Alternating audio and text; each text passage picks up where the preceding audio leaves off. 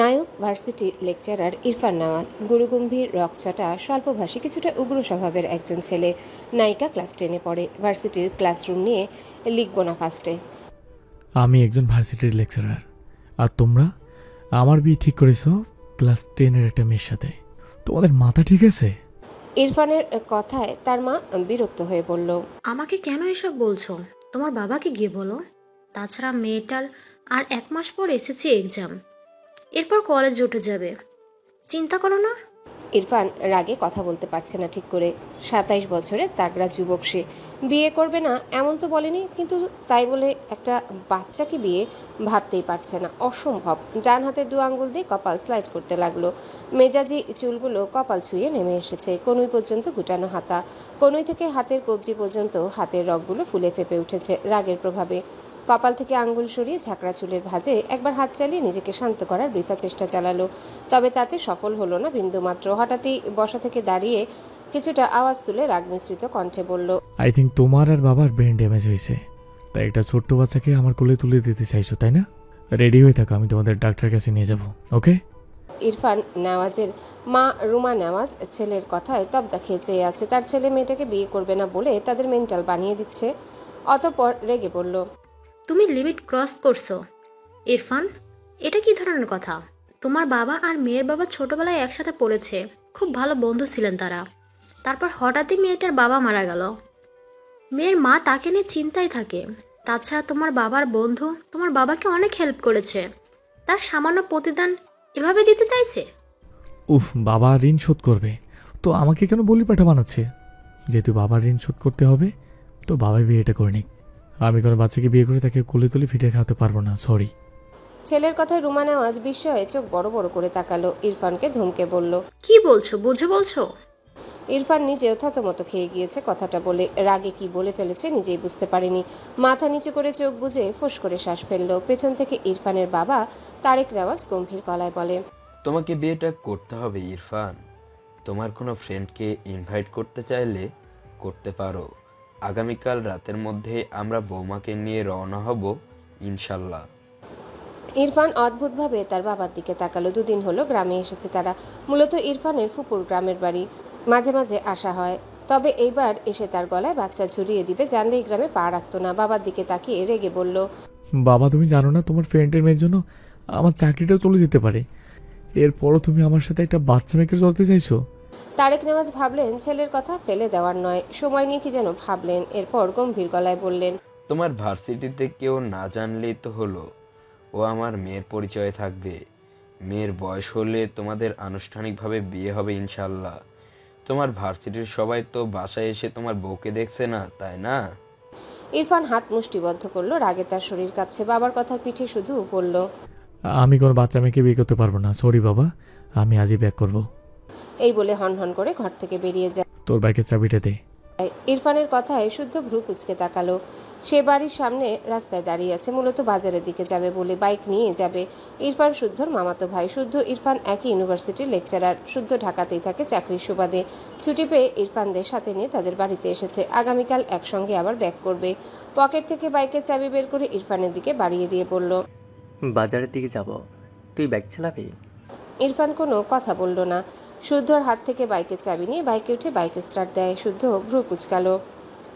ইরফানের কি হয়েছে? মনে হচ্ছে রেগে আছে। বাইকে উঠে বসার জন্য এক পা তুললে ইরফান বাইক এক টান দেয়। শুদ্ধর ডান পা ঠাস করে মাটিতে পড়ে যায়। ছেলেটা তবদা খেয়ে চেয়ে থাকে ইরফানের হাওয়ার বেগে চলে যাওয়ার পথে। উল্টে পড়তে পড়তে বেঁচেছে। এত বড় ছেলে হয়ে এভাবে মুখ থুবড়ে পড়লে মানিজ্জত কিছু থাকতো না।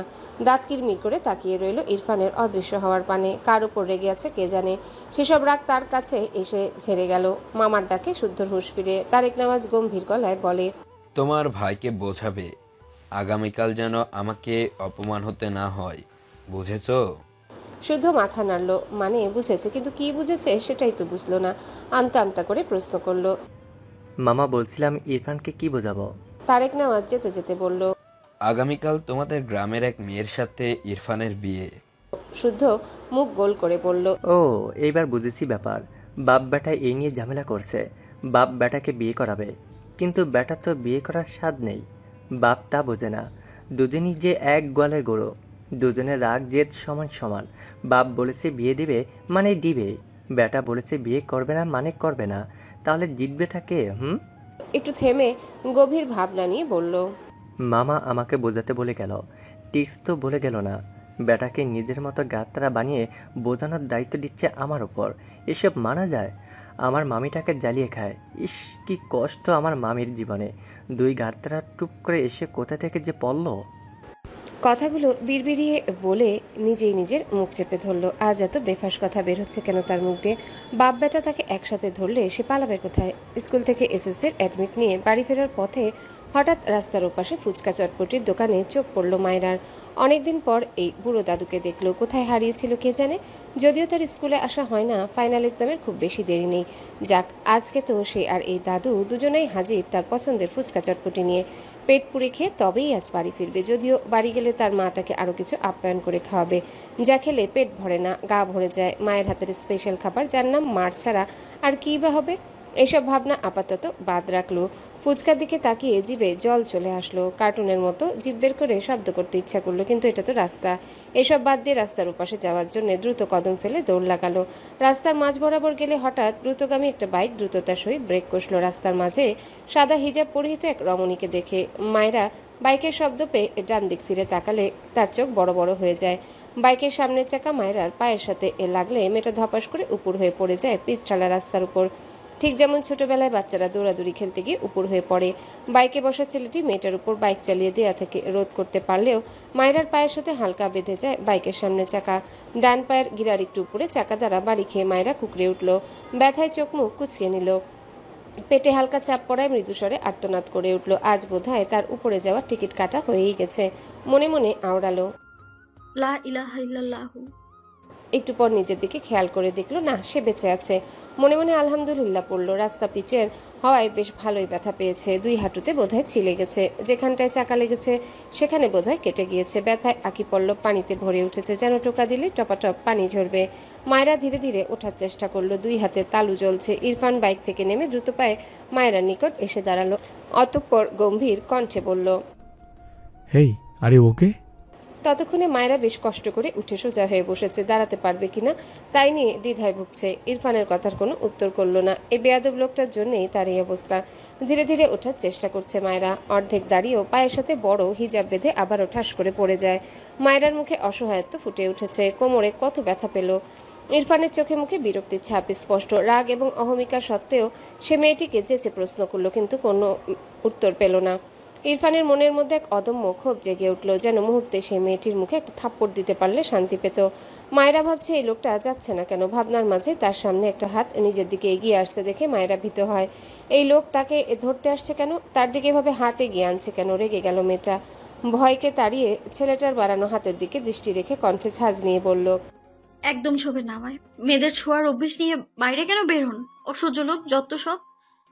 ইরফান বাইক থেকে নেমে আসলে তার পকেট থেকে বাইকের চাবিটা রাস্তায় পড়ে যায়। সেটা তুলতেই হাত বাড়িয়েছিল, কিন্তু মায়েরার কথা শুনে তার হাত থেমে যায়। অর্ধেক উপর হয়ে শক্ত চোখে একবার মায়েরার দিকে তাকায়।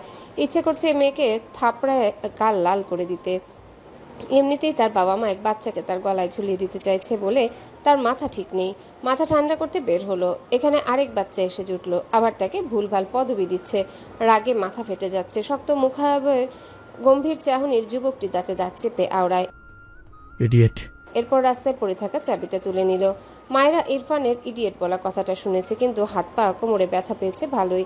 তাই আপাতত শরীরের ব্যথায় জর্জরিত হয়ে রইল। মায়েরা মাথা নিচু করে লোকটার পায়ের জুতোর দিকে চেয়ে আছে। চাবি তুলে নিয়ে এখনো এমন খাম্বার মতো তার সামনে দাঁড়িয়ে আছে কেন বুঝলো না। কিছুক্ষণ পর মায়েরা মাথা তুলে তাকায়। ছেলেটার পা থেকে মাথা পর্যন্ত দেখলো। পা থেকে গলা পর্যন্ত তো একদম ঠিক আছে। ধূসর কালার প্যান্ট, শরীরে কালো শার্ট জড়ানো, শার্টের হাতা কোনোই পর্যন্ত গুটানো। কিন্তু মাথার দিকে নজর পড়তে মায়েরার চোখ বড় বড় হয়ে গেল। ঠোঁট দুটো আপনা আপনি ফাঁক হয়ে গেল। এটা মানুষ? মানে সুস্থ মানুষ নাকি পাগল? পা থেকে গলা পর্যন্ত তো সুস্থই লাগে, কিন্তু মাথার চুল এত বড় কেন? মায়েরা এভাবে কাউকে দেখেনি। ছোটবেলায় হয়তো পাগলদের দেখেছিল।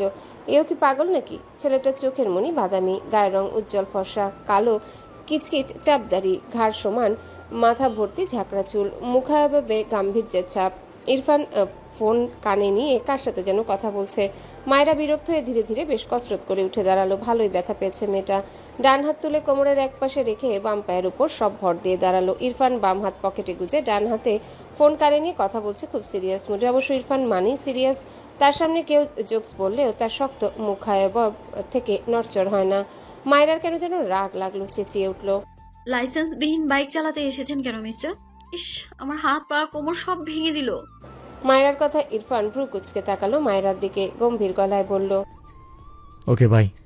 এরপর কল কেটে ফোন পকেটে রাখে মায়েরার দিকে তাকিয়ে বলে, হোয়াট? মায়েরা রেগে বলে, বধির নাকি? একটা মেয়ের অ্যাক্সিডেন্ট ঘটিয়েছেন আপনি, আর এখন হোয়াট ফোয়াট করছেন? ইরফান আঙ্গুল উঁচিয়ে শক্ত গলায় বলে। এই লিসেন, জাস্ট স্টপ। মায়েরা বিরক্ত হলো। বাদামি চোখের মনি, চাপদারি, জঙ্গলিদের মতো ঘাস সমান বড় বড় ঝাঁকড়া চুলওয়ালা ছেলেটা ইংরেজদের মতো শুধু ইংলিশ ছাড়ছে। মায়েরা কণ্ঠে ঝাঁজ ঢেলে বলে, এই বিদেশি বিলায় বাংলাদেশি ইংরেজদের কোনো জায়গা নেই। বাংলাদেশে থাকতে হলে বাংলা বলুন। ইরফান হাত মুষ্টিবদ্ধ করে চেয়ে আছে মায়েরার পানে। মায়েরা একটু ভয় পেল হয়তো। ইরফান শক্ত কণ্ঠে বলে, আর একটা বাজে কথা বলে থাপ্পড় দিয়ে দাঁত ফেলে দেবো, স্টুপিড গার্ল। কথাটা বলে আর এক সেকেন্ডও দাঁড়ালো না। দ্রুত পায়ে বাইকে উঠে বাইক স্টার্ট দিয়ে মায়েরার পাশ কাটিয়ে চলে যায়। মায়েরা কোমরে হাত দিয়ে পিছন থেকে চেঁচিয়ে বলে, শালা ঘুষদাতা নিশ্চয়ই ঘুষ নিয়ে লাইসেন্স পেয়েছে, আর এখন রাস্তায় এসে আমার মতো বাচ্চার কোমর ভাঙছে, আমায় ছুতে আসছে। শালা বেয়াদব। ইরফান বোধহয় মায়েরার বলা প্রথম দুটো শব্দ শুনতে পেয়েছে। বাইকের স্পিড বাড়িয়েছে। ইচ্ছে তো করছে মেয়ের উপর বাইক তুলে দিতে। উফ, এত চাপ নিতে পারছে না। মায়েরার খাওয়ার মুড নষ্ট করে দিয়েছে লোকটা। খুঁড়িয়ে খুঁড়িয়ে হাঁটতে লাগলো। বিড়বিড় করে লোকটাকে বকতে লাগলো, মেয়েটা ভালো, অনেকের কাছে শুনেছি, একটু চঞ্চল তবে ভদ্র। বাবা নেই বুঝতেই পারছিস, দেখবি মেয়েটা ছোট হলো ইয়া বড় বুঝদার হবে। চায়ের টং দোকানের পাশে বাইকে বসে আছে ইরফান। তার সামনে দাঁড়িয়ে শুদ্ধ তার মামাতো ভাই ইরফানকে বোঝাচ্ছে। ইরফানের গম্ভীর মুখায়বের কোনো পরিবর্তন নেই। এক মনে ফোন স্ক্রল করছে। শুদ্ধ হতাশার নিঃশ্বাস ফেলে দোকান থেকে 2 কাপ চা এনে 1 কাপ ইরফানের দিকে এগিয়ে দিলে ইরফান গম্ভীর গলায় বলল, ব্ল্যাক কফি আন। শুদ্ধ ভ্রু কুচকে বলল, এই গ্রামে তোর জমিদারি ব্ল্যাক কফি কোথা থেকে আমদানি করব, তবে এটা দিয়ে চালিয়ে নে। ইরফান কিছু বলল না। শুদ্ধ বুঝলো এ খাবে না। নিজেই 2 কাপ চা সাবার করলো দাঁড়িয়ে দাঁড়িয়ে। এরপর কাপ দুটো রেখে এসে বলল, বলছিলাম বিয়ে তো হবে, মেয়েটাও বাচ্চা, তুই চুলগুলো আবার না হয় কেটেই ফেল, নয়তো বাচ্চাটা ভয় পাবে। ইরফান কথাটা শুনে শক্ত চোখে শুদ্ধর দিকে তাকালো। রাতের অন্ধকারে চায়ের দোকানের মৃদুভাব আলো ইরফানের মুখে এসে পড়ছে। শুদ্ধ দেখলো ইরফান তার দিকে খেয়ে ফেলা চোখে তাকিয়ে আছে। শুদ্ধ মেকি হেসে বলল, মিস্টেক মিস্টেক, তোকে তামিল মুভির নায়কদের মতো লাগছে রে, বাচ্চাটা তোকে দেখে ক্রাশ খাবে, সত্যি বলছি। ইরফান তার ডান হাতে শুদ্ধর কলার ধরে মেজাজি গলায় বলে, আমি কোনো বাচ্চাকে বিয়ে করব না, আর একটা বাড়তি কথা বললে তোর গ্রামে তোকে বালি চাপা দিয়ে দেবো। শুদ্ধ ইনোসেন্ট ফেস বানিয়ে বলে, ওকে ওকে, আমার কলার স্যার, তোকে বিয়ে করতে হবে না। ইরফান শুদ্ধর কলার থেকে হাত সরিয়ে বাইকের দুপাশে পা দিয়ে বসে টান দিয়ে চলে গেল। শুদ্ধ বিরক্ত হলো, এ আবার কই যায়। ইরফান কবুল বলে উঠে দাঁড়ালো। অতিরিক্ত রাগে তার পুরো শরীর থেকে যেন ধোঁয়া বেরোচ্ছে। সে গাড়ি নিয়ে প্রায় অর্ধেক রাস্তা চলে গিয়েছিল। তার মা নাকি অসুস্থ হয়ে গেছে। এসে দেখেছে সত্যিই অসুস্থ হয়ে গেছে, প্রেশার ফল করেছিল। কিন্তু এভাবে তাকে বিয়ে করানোর জন্য তার বাবা মা এমন উঠে পড়ে লেগেছে কেন বুঝলো না। বিয়ে করিয়েই ছাড়লো। এখানে বেশিক্ষণ থাকলে একটা অঘটন ঘটবে। কোনো দিকে তাকালো না, হনহন করে বাড়ি থেকে বেরিয়ে গেল। তারেক নেওয়াজ ও রুমা নেওয়াজ ছেলের ব্যবহারে বেশ বিব্রত বোধ করলেন। মায়েরার মা ভ্রু কুচকে তাকায়। ছেলেটা তার সাথে একবারও কথা বলল না। তিনি কি ভুল করলেন? তারেক নেওয়াজের দিকে চোখ পড়তে এসব ভাবনা দূর হয়ে গেল। লোকটা তার প্রাক্তন স্বামীর বন্ধু কম, ভাই বেশি। তার মেয়ে এই লোকটার বাড়ির বউ এখন। সেও চিন্তামুক্ত। মেয়েটাকে নিয়ে ভীষণ দুশ্চিন্তায় ছিলেন। মায়েরা কাঁদতে কাঁদতে চোখ ফুলিয়ে ফেলেছে। তার মা তাকে এত তাড়াতাড়ি কেন বিয়ে দিল? তার বাবা নেই তাই বলে সে এতই বেশি হয়ে গেল? এসএসসি পরীক্ষাটা পর্যন্ত দিতে দিল না, তাকে বিদায় করিয়ে ছাড়লো। তার বোনদের থেকে শুনেছে তার বর তার থেকে অনেক বড়। তার মা তার সাথে এমনটা কি করে করতে পারলো? নিজের বাবা নেই বলে বুড়োর সাথে বিয়ে দিয়ে দিবে? ভাবনার মাঝে মায়েরার মা মায়েরার ঘরে এসে মেয়ের মাথায় হাত বুলায়। মায়েরা ফুপিয়ে ওঠে। মোহনা বেগম মেয়ের মাথায় চুমু খেয়ে বলেন। মায়েরার চোখ থেকে টুপ টুপ করে জল গড়িয়ে পড়ে। ভাঙা গলায় মাথা নিচু করে আওড়ায়, আমার নিজের আব্বু বেঁচে থাকলে আজ এই দিন দেখতে হতো না, তাই না মা? সৎ আব্বুরা বুঝি মেয়েদের তাড়ানোর জন্য এভাবেই উঠে পড়ে লাগে? মায়রার মা কিছু বলতে পারে না। মায়রা নাক টেনে বলল, চিন্তা করো না মা, আমি আর তোমার সংসারে ঝামেলা বাড়াবো না। ভালো থেকো তোমরা। কথাটা বলেই নিজেই বেরিয়ে গেল। মায়রার মা ছলছল দৃষ্টিতে চেয়ে রইল মায়রার দিকে। মায়রার বাবা মারা যাওয়ার 2 বছরের মাথায় তাকে আবারও বিয়ে দিয়ে দেয় তার বাসা থেকে। মায়রা তখন ক্লাস 4-এ পড়ে। বিয়ের আগে সে বলেছিল তার একটা মেয়ে আছে। প্রথম প্রথম ভালোই চলছিল, কিন্তু যত দিন যেতে লাগলো তার স্বামীর যেন মায়রার প্রতি বিরক্তির মাত্রা বাড়তে লাগলো। মায়রাকে সে ভালো রাখতে পারেনি মা হয়েও। এখন মেয়ের একটু সুখের আশায় মেয়েটাকে ভালো ফ্যামিলির হাতে তুলে দিতে পেরে হাজারো কষ্টের মাঝেও ভালো লাগলো। অন্তত এই বাসায় মায়রা যেভাবে থেকেছে এর চেয়ে তো ভালো থাকবে। মা হে আর কি বাঁচায় মেয়ের জন্যে। আমাকে ব্ল্যাকমেল করে বিয়ে করেছো ভালো কথা, তবে এর সাথে সংসারটা আমি করতে পারবো না, এটা মাথায় রেখো। বিয়ে করেছো, ছেলের বউ পেয়েছো, এবার তোমরা দুজনেই ওর সাথে সংসার করবে বসে বসে। ওই বাচ্চাকে যেন আমার আশেপাশে না দেখি, আই রিপিট, ওকে আমার আশেপাশে যেন না দেখি আমি। কথাগুলো বলেই হনহন করে নিজের রুমে গিয়ে ঠাস করে দরজা লাগিয়ে দিল ইরফান নেওয়াজ। রুমা নেওয়াজ, তারেক নেওয়াজ দুজনেই হতভম্ব চোখে চেয়ে রইল তাদের ছেলের পানে। মায়েরার মাথায় ঘোমটা টানা, মাথা নিচু, চোখ থেকে টুপটুপ করে পানি গড়িয়ে পড়ছে। যার সাথে বিয়ে হয়েছে তার মুখটাই দেখেনি। তার আগে এমন তিক্ত বাক্য শুনে মায়েরার ছোট্ট হৃদয়টা ব্যথায় ভরে উঠল। তারেক নেওয়াজ গম্ভীর চোখে ছেলের আটকানো দরজার দিকে কিছুক্ষণ চেয়ে থাকে। এরপর স্ত্রী রুমার দিকে তাকালে দেখলো তার স্ত্রী কটমট দৃষ্টিতে তার দিকে চেয়ে আছে। তারেক নেওয়াজ গলা ঝেড়ে বলল, তেরা ছেলে তো তোমার, আমার দিকে এভাবে তাকাচ্ছে কেন আজব? রুমা নেওয়াজ ফোঁসফোঁস করতে করতে বলে, হয়েছে, তোমার ছেলেকে বিয়ে করানো স্বাদ মিটেছে? তারেক নেওয়াজ ফোঁস করে শ্বাস ফেলে বলে, না, মেটেনি। মানে তোমার লজ্জা করে না? ছেলে একটা বউকেই ছুঁড়ে ফেলছে, আবার আরেকটা করানোর স্বপ্ন দেখছো? তারেক নেওয়াজ ভোতা মুখে বলে, আনুষ্ঠানিক বিয়ে তো হয়নি, সে বিয়ে না হওয়ার আগে স্বাদ কেন মিটবে? দ্বিতীয় বিয়ে করব কেন? রুমা নেওয়াজ বোকা চোখে তাকালেন স্বামীর পানে। এরপর রাগে গজগজ করতে করতে ধূপধাপ পা ফেলে ঘরের দিকে যায়, শব্দ করে বলে, যা ইচ্ছে করো, তোমার ছেলের বউকে যেখানে ইচ্ছে রাখো, আমাকে এসবে জড়াবে না। পেছন থেকে তারেক নেওয়াজ দীর্ঘশ্বাস ফেললেন। কিছুটা দূরে মায়রা মাথা নিচু করে দাঁড়িয়ে আছে।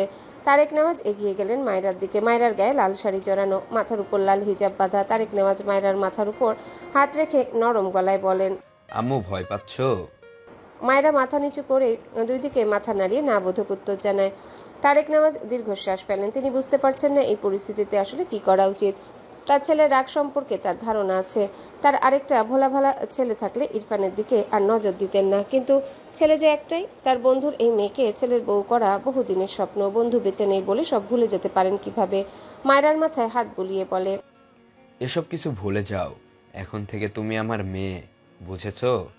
আমার মেয়ে আমার বাসায় থাকবে, আর কোনো দিকে মন দিবে না, শুধু পড়াশোনায় মন দিবে, বুঝেছো? মায়েরা অবাক হয়। বাড়ির অন্য মানুষদের ব্যবহার যতটা করুন, এই লোকটার ব্যবহার তার চেয়ে 1000 গুণ ভালো। তারেক নেওয়াজ মায়রার হাত ধরে একটা ঘরের দিকে নিয়ে যেতে লাগলেন। মায়রা নীরবে তার শ্বশুরের পিছু পিছু যায়। মায়রা তারেক নেওয়াজকে চেনে। ইনি তাদের বাড়িতে বেশ কয়েকবার গিয়েছিল, তার ভালো মন্দ জিজ্ঞাসাও করত।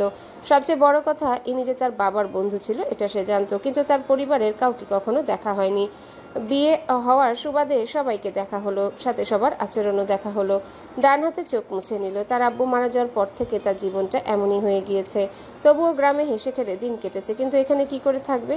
ইনায়া তার খালাতো বোনের বাড়ি বেড়াতে এসেছে। গ্রামে তার ভালো লাগে বেশ, কিন্তু তার খালাতো বোন সহ তার বান্ধবীরা সবাই মিলে একটা ট্যুর দিবে ঠিক করে। সে কি এই সুযোগ হাতছাড়া করে? ফটাফট চলে এসেছে খালার বাড়ি। বাবা মা ভাইয়া কেউ রাজি না, তাকে একা যেতে দেবে না কিছুতেই। এরপর সে জেদ দেখিয়ে বলেছে ট্যুরে যাবে না, তবে খালার বাড়ি যাবে। এক প্রকার কাউকে না বলেই ঘুরে এসেছে। এবার কেউ না জানলেই হলো, তার খালা বলবে না। তার খালা তার বান্ধবী বলা যায়। সারাদিন জার্নি করে শরীর জুড়ে ক্লান্তির ছড়াছড়ি। এর মাঝে একটু আগে তার বাবা ফোন দিয়ে জানায় তার ভাইয়ের নাকি বিয়ে হয়ে গিয়েছে। কথাটা শুনে সে হজম করতে পারছে না। ওপাশ থেকে তারেক নেওয়াজ হ্যালো হ্যালো করছে, এপাশে ইনায়ের খবর নেই। ইনায়ের খালাতো বোন জাহারা ঘরে এসে ইনায়াকে এভাবে তবদা খেয়ে বসে থাকতে দেখে অবাক হয়। এগিয়ে এসে ইনায়াকে ঝাঁকি দিয়ে বলে, এই কি হয়েছে তোর? খালু ওপাশ থেকে হ্যালো হ্যালো করছে, তুই জবাব দিচ্ছিস না কেন? ইনায়া ভ্রম থেকে বেরিয়ে ঝাঁকি দিয়ে উঠল। ফোন লাউডে থাকায় জাহারা শুনতে পেয়েছে ইনায়ার বাবার গলা। কোনো রকমে বাবাকে বলল, বুঝেছি বাবা, কালকেই আসছে খালামণিদের সবাইকে নিয়ে, এখন ডাকছি, বাই বাই বাই বাই বলেই কল কেটে দেয়। জাহারা ভ্রু কুচকে চেয়ে আছে ইনায়ার দিকে। ইনায়া হাতের ফোন রেখে খুশিতে চাপড়ে ধরে জাহারাকে। এরপর জাহারার 2 হাত ধরে ঘুরতে থাকে, হাসতে হাসতে বলে, আপু আপু অনেক বড় অসাধ্য সাধন হয়েছে, আমার বিশ্বাসই হচ্ছে না। জাহারা বিরক্ত হয়ে বলল। তুই কি আমাকে বলবি হয়েছেটা কি? তোর কি বিয়ে ঠিক হয়েছে? ইনায়া তার ঘোড়ানি থামিয়ে প্রফুল্ল কণ্ঠে বলল। আপু আপু বিয়ে আমার ঠিক হয়নি, তবে একজনের বিয়ে অলরেডি হয়ে গিয়েছে। মানে কার? ইনায়া হেসে বলতে থাকে। ইরফান ভাইয়ার বিয়ে হয়ে গিয়েছে। তুমি ভাবতে পারছো ইরফান ভাইয়ার বউ হয়ে গিয়েছে? কাউকে না জানিয়ে এভাবে বিয়ে দেওয়ার কারণ জিজ্ঞেস করবে না তোমরা, জানি কারণ সবাই ভাইয়াকে জানো। সবাইকে না জানানোর চেয়ে আশ্চর্যজনক ব্যাপার হচ্ছে ইরফান ভাইয়ার নাকি বিয়ে হয়েছে। ওয়াও, কিভাবে সম্ভব! আই এম সো এক্সাইটেড ভাবিকে দেখার জন্য। জাহারা স্তব্ধ চোখে ইনায়ার দিকে তাকিয়ে আছে। ইরফান ভাই বিয়ে করেছে, তার কাছে অবিশ্বাস্য লাগলো। ইনায়া তার ফোন নিয়ে ইরফানকে সরাসরি ভিডিও কল দেয়। সে এক নজর তার ভাবিকে দেখতে চায়। তার 13 নাম্বার 1 ভাইকে বিয়ে করেছে মানে সে মেয়ে কতটা স্ট্রং হবে সেটাই ইনায়ার ভাবনায়। ইনায়া ফোন কল দিলে প্রথমবার রিসিভ হয় না। মেয়েটার মন খারাপ হয়, ফোন রেখে দেয়। মন খারাপ করে জাহারার দিকে তাকিয়ে বলে, আজ ওদের বিয়ের প্রথম রাত, আমার হয়তো কল করা উচিত হয়নি, তাই না আপু? আসলে এক্সাইটমেন্টে কল দিয়ে দিয়েছি। তখনই ইনায়ার ফোন বেজে ওঠে। ইনায়া দ্রুত ভাইয়ের কল রিসিভ করে কিছু বলার আগে ইরফান গম্ভীর গলায় বলে, ট্যুর কেমন হলো? ইনায়ার হাসি হাসি মুখটা মুহূর্তে চুপসে যায়। ঢোক গিলে তার ভাই কিভাবে জানলো সে ট্যুরে গিয়েছিল? সে তো কাউকে বলেনি। ইরফান টেবিলের উপর ল্যাপটপ রেখে সোফায় বসে ভার্সিটির কাগজপত্র গুছিয়ে রাখছিল। ইনায়ার নীরবতায় কাজ করতে করতে গম্ভীর গলায় বলে, বাসা থেকে বের হয় এটাই লাস্ট ছিল তোর? আর তোর পাশের গর্ধব আমারতে বিয়ে হিসেবে থাপ্পড় খাবে। ওকে রেডি হয়ে থাকতে বলিস। জাহারার কোনো ভাবান্তর নেই। ইনায়া বারবার ঢোক গেলছে। কোন দুঃখে যে কল করতে গেল এখন নিজেই বাস খাচ্ছে। প্রসঙ্গ পাল্টাতে মেকি হেসে বলল, ভাইয়া কংগ্রাচুলেশনস। ইরফান কাজে ডুবে থেকেই ভ্রু কুচকে বলল। হোয়াই? ইনায়া অবাক হলো। বিয়ে করেছে, সে কংগ্রেস করেছে, অথচ তার ভাই বলছে কেন সে কংগ্রেস করেছে। তার মাঝে আবার এসব কাজবাজ করছে। নতুন বউ রেখে এসব কি করছে তার ভাই? ভাবনা রেখে বলল, ভাবিকে দেখতে চাই, ক্যামেরাটা একটু ঘোরাবে ভাইয়া? ইরফানের হাত থেমে যায়। ভ্রু কুচকে ল্যাপটপের দিকে তাকিয়ে বলে। কার ভাবি? ইনায়া বিরক্ত হয়ে বলে, আমার ভাবি তোমার বউ। কথাটা শোনার সাথে সাথে ইরফান রেগে ল্যাপটপ ঠাস করে বন্ধ করে দেয়। ও পাশে ইনায়া তবদা খেয়ে যায়। কি হলো? জাহারার দিকে খেয়াল করলে দেখলো সে উল্টো ঘুরে শুয়ে পড়েছে। ইনায়া এগিয়ে গিয়ে বলল, জাহরা আপু ভাইয়া তো রেগে গেল। জাহারা কোনো কথা বলল না। ইনায়া হতাশার শ্বাস ফেলে বলে, ভাইয়া হয়তো শুধু কবুল বলেছে, বউ মানছে না, এখন কি হবে? জাহারা উৎফুল্ল হয়ে বলল। সত্যি? ইনায়া ঝাঁকি দিয়ে উঠে বুকে থুতু দিয়ে বলে, তাই তো মনে হলো, কিন্তু তুমি খুশি হচ্ছ কেন? জাহারা থতমত খেয়ে মন খারাপ করে বলল, এমনি, তুই ঘুমা। গত 2 ঘন্টা যাবৎ ইরফান ব্যালকনিতে পায়চারি করছে। তার মাথায় আগুন জ্বলছে। কাজে ব্যস্ত হয়ে ভুলেই গিয়েছিল তার গলায় বাচ্চা ঝুলেছে। ইনায়া বলায় মনে পড়ল। তারপর থেকে অসহ্য লাগছে। শরীর থেকে শার্ট খুলে ফেলেছে। উদাম শরীরে বিন্দু বিন্দু ঘাম জমেছে। ইরফান ফোঁস করে শ্বাস ফেলে দ্রুত পায়ে ওয়াশরুমে যায়, শাওয়ার অন করে দেয়। চোখ বুজে পুরো 30 মিনিট স্ট্যাচু হয়ে দাঁড়িয়ে থাকে। শক্তপোক্ত শরীর বেয়ে পানির কণা চুয়ে চুয়ে পড়ছে। ইরফানের রাগ যেন কমার নয়। রাগের চোটে হাত মুঠো করে দেয়ালে দুটো পাঞ্চ মারে। নিজেকে বৃথা সামলানোর চেষ্টা করে। এরপর শাওয়ার শেষে বের হয়ে রেডি হয়ে বাইরে বেরিয়ে যায়। হাত ঘড়িতে একবার সময় দেখলো 12টা 30। মায়েরাকে তার শ্বশুর একটা ঘরে দিয়ে গিয়েছে। কোনো প্রবলেম হলে তাকে জানাতে বলেছে। শাড়ি পাল্টে একটা সালোয়ার কামিজ পরে নিল। এরপর নামাজ পড়ে নিল। অতিরিক্ত কান্নার ফলে মাথা ব্যথা বেড়েছে। তার ব্যাগে টাফনিল থাকে সবসময়। অতিরিক্ত কান্নার ফলে মাঝে মাঝে এই টাফনিল তার প্রয়োজন পড়ে। আশেপাশে তাকালো, কোথাও পানি নেই। তাই ঘর থেকে বেরিয়ে এলো। ডাইনিংয়ে পানি আছে নিশ্চয়ই। জিরোবাতির আলোয় ডাইনিং আবছা আলোয় ভরপুর। সবাই হয়তো ঘুমিয়ে পড়েছে। মায়েরা লাইট জ্বালালো না। জিরোবাতির আলোয় যা দেখতে পাচ্ছে সেই আলোতেই পা টিপে টিপে এগোয়, পাছে কেউ জেগে না যায় ভয়ে। ডাইনিং টেবিলের উপর এক জগ ভর্তি পানি পেয়ে খুশি হলো মেয়েটা। কোনো দিকে না তাকিয়ে উল্টো ঘুরে আসতে নিলে হঠাৎই শক্ত কিছুর সাথে তার পিঠ ধাক্কা খায়। মায়েরা ভয় পেয়ে যায়। এমনিতে চারিদিকে অন্ধকার, ভয়ে ভয়ে চারিপাশে একবার চোখ বুলালো। পেছনে ফেরার সাহস পাচ্ছে না। বারবার ঢোক গিলছে। এক হাতে জগ, আরেক হাতে মুখ চেপে আছে। এক্ষুনি গলা ফেটে চিৎকার দিলে কি বাজে অবস্থা হতো। ইরফান বাইরে বেরোচ্ছিল। হঠাৎই তার পিঠে এসে কিছু ধাক্কা লাগে। ভ্রু কুচকে পিছনে ফিরে তাকায়। ঝাপসা আলোয় বুঝলো কোনো মেয়ে। গোসল করে মাথা ঠান্ডা না হলেও শরীর ঠান্ডা হয়েছিল। কিন্তু যখন বুঝলো সেই বাচ্চা মেয়েটা, এটা রাগ যেন তত্তর করে বেড়ে আবারও শরীর উত্তপ্ত হতে লাগলো। আপাতত বাসায় তার বাবা মা ছাড়া আর কেউ নেই। বাকি উটকো ঝামেলা। ইরফান মেয়েটাকে না দেখলেও খুবই ভালোই বুঝলো এটাই সেই মেয়ে। মায়েরার মাথা ব্যথা সারানোর ইচ্ছে পালিয়েছে। সে এখান থেকে পালাতে পারলে বাঁচে। দৌড় দেওয়ার জন্য এক পা বাড়ালে ইরফান মায়রার কোমর সমান ঝুটি করা চুল ডান হাতে টেনে ধরে, হাতে ঘুরিয়ে দুবার পেঁচায়। মায়রা ব্যালেন্স সামলাতে না পেরে এবার ইরফানের বুকে গিয়ে ধাক্কা খায়। ইরফান বাম হাতে মায়রাকে ঠেলে তার থেকে সরিয়ে দেয়, তবে চুলের গোছা ছাড়ে না। শক্ত হাতে চেপে দাঁতে দাঁত চেপে নিরেট কণ্ঠে বলে, সামনে আসতে নিষেধ করেছি, এই জন্য পিছনে এসেছে। মায়রা কেঁপে ওঠে। সে বুঝলো এটা তার স্বামী নামক জম। ইরফান একই কণ্ঠে বলে ওঠে, আনসার মি। মায়রা জিভ দিয়ে ঠোঁট ভেজায়। চুলের গোছা শক্ত হাতে ধরায় ব্যথা পায় মেয়েটা। দু হাতে জগ চেপে কিছু বলতে চায়, তার মাঝে ইরফান দাঁতে দাঁত চেপে বলে, আর একবার যদি দেখি আমার সামনে পেছনে ডানে বামে এসে তোর থাপ্পড় দিয়ে সব দাঁত ফেলে দেবো। Damn it. কথাটা বলে মায়রাকে এক প্রকার ছুঁড়ে ফেলে সামনের দিকে। মায়রা কয়েক পা এগিয়ে পড়তে পড়তে বেঁচে যায়। জগের পানি থেকে কিছুটা পানি তার জামায় পড়ে যায়। মায়রার রাগ লাগলো। সে পানি নিতে এসেছিল এই বেয়াদব লোকের সামনে, পেছনে ডানে বামে কেন যাবে? রাগে উল্টো ঘুরে দাঁড়ায়। আবছা আলোয় দেখলো পেছন থেকে লোকটির অবয়ব বেরিয়ে যাচ্ছে। মায়রা হাতে থাকা জগের পানি ইরফানের দিকে ছুঁড়ে মারে। ইরফানের পা থেমে যায়। মায়রাকে আর পাইকে ডান হাতে জগ শক্ত করে ধরে বাম হাতে সালোয়ার কিছুটা উঁচু করে ধরে দৌড় তার ঘরের দিকে। যেতে যেতে পিছু ফিরে বলে, আপনার পেছনে সামনে ডানে বামে যাওয়ার কোনো ইচ্ছে নেই আমার। এমন ভদ্র বাবার এমন বেয়াদব ছেলে কিভাবে হয়েছে আল্লাহই জানে। কথাগুলো বলাও শেষ, তার ঘরে পৌঁছানোও শেষ। ঠাস করে দরজা লাগিয়ে দরজার ছিটকিনি লাগিয়ে স্বস্তির নিঃশ্বাস ফেলল। এদিকে ইরফান সাপের মতো ফোঁসফোঁস করছে। মাত্র গোসল করে বেরোচ্ছিল আর এই বেয়াদব মেয়ে তার গায়ে পুরো এক জগ পানি ঢেলে দিয়েছে। আবার তাকে বেয়াদব বলে গেল। ইচ্ছে করছে দরজা ভেঙে ওই মেয়েকে পাগলা কুকুরদের মাঝে ছেড়ে দিয়ে আসতে। ধূপধাপ পা ফেলে বাইরে বেরিয়ে যায়। দরজা আটকে দু হাতে ঝাঁকড়া চুল টেনে ধরে। কয়েকবার এপাশ ওপাশ করে গায়ের জোরে দরজা একটা লাথি বসায়। হিসিয়ে একা একাই বলে, I will just kill you idiot girl.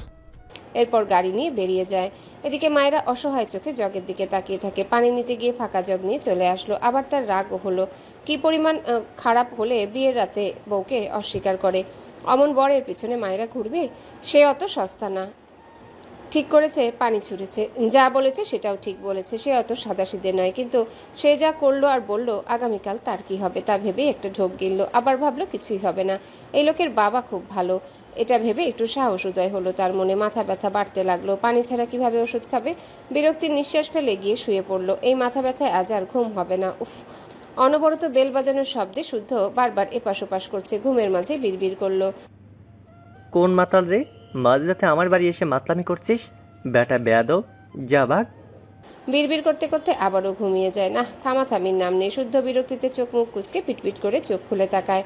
পাশ থেকে ফোন নিয়ে দেখলো 1:20 শুদ্ধ অলসতা ঝেড়ে উঠে দাঁড়ালো। ঘুম ঘুম ভাব নিয়ে দরজা খুলে সামনে তাকে ইরফানকে দেখে ঘুম উবে গেল। বউকে রেখে তার কাছে এসেছে কেন? নাকি সে তার ভাইকে একটু বেশি মিস করছে বলে মাতালকে ইরফান রূপে দেখছে? নিজের ভাবনায় নিজেই বিরক্ত হলো। একে মিস করবে কোন দুঃখে? এর ঝাড়ি আবার কোন বলদ মিস করবে? দুহাতে চোখ কচলে বলে, কে তুমি বৎস? ইরফান বিরক্ত হয়ে শুদ্ধর পাশ কেটে ভেতরে গেল। শুদ্ধ দরজা আটকে পিছু পিছু আসতে আসতে বলল, কিরে উত্তর দে, এত রাতে এখানে কি? বউ বের করে দিয়েছে? চি চি চি চি, একটা বাচ্চা তোকে বের করে দিল? বিয়ে করতে না করতে এই হাল? ইরফান রেগে শুদ্ধর কলার ধরতে নিলে শুদ্ধ মেকি হেসে বলে, শরীরে কিছু নেই, কলার কই পাবি? তোর প্রবলেম হলে আমি শাক পড়ছি। ইরফান শুদ্ধর মাথার চুল মুষ্টি করে ধরে দাঁতে দাঁত চেপে বলে, আর একটা বাজে কথা বলবি না, স্টপ। শুদ্ধ কাঁদো কাঁদো মুখ করে বলল, ঠিক আছে ঠিক আছে, আবার সব এমন টানাটানি করার কোনো মানে হয়? শার্ট চুল কবে না জানি বউয়ের সম্পদ ধরো টান দিয়ে দিস, সর সর। ইরফান ফোঁস করে শ্বাস ফেলল। এই বেয়াদব ভাঙা রেডিওকে কিছু বলেও লাভ নেই। শুদ্ধ ভ্রু কুচকে বলে, কেউ কি মরেছে? 40 দাওয়াত দিতে এসেছিস? আমি নিজেই তো চলে যেতাম, এত কষ্ট করে আসলি কেন? ইরফান শক্ত চোখে তাকায় শুদ্ধর দিকে। শুদ্ধ মেকি হেসে বলে, জানি জানি, এইসব আমার ধর্মে ঠিক নয়। এভাবে টাকাচ্ছিস কেন? একটু মজা করতে দেয় না? কি দিনকাল আসলো? ইরফান তার শরীর থেকে হালকা ভেজা শার্ট খুলে ছুঁড়ে ফেলে শুদ্ধর বিছানার উপর উপুর হয়ে শুয়ে পড়ল। শুদ্ধ ভ্রু কুচকে বলল, আরে এটা আমার বিছানা, তুই তোর বাড়ি যা, কাল ভার্সিটি আছে, একটু ঘুমাতে দে। ইরফান চোখ বুজে বলল। Don't disturb me. শুদ্ধ হাঁ করে